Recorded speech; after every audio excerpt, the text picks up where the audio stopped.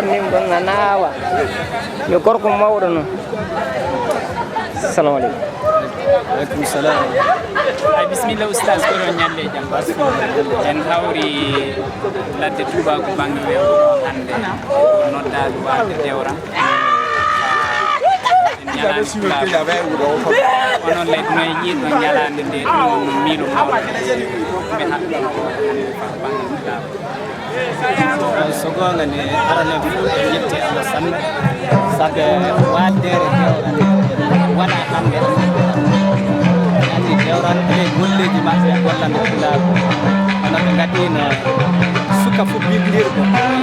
en nafa en bi ko nyaati no fara bel ko bari wadi tan invité mi jehi mi min gatti hande kasim bel ko no wadi kam baa min dari illa ma min gari do min wi ay no so yotto wada mi ta joyi sagi ko dem amma garu mu wawa dibbe wari fu buri ko sagi do donc de la tuka kanni wala ko nyakki soniona wala baali goddo so ni tayri wonno baali goddo gaddo jono ko ndatto sabe neddo mo yotti do yido sentirta kulaaki amma so do tawada kulaaki wala golle di wara ma sentirta delle so be baali woni no dedo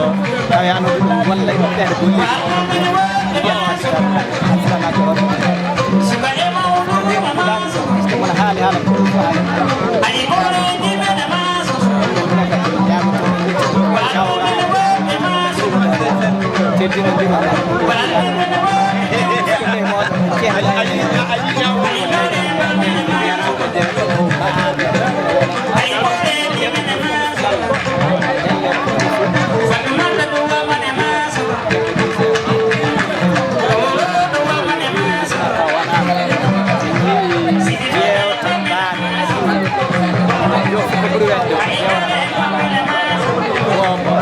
dewral wadama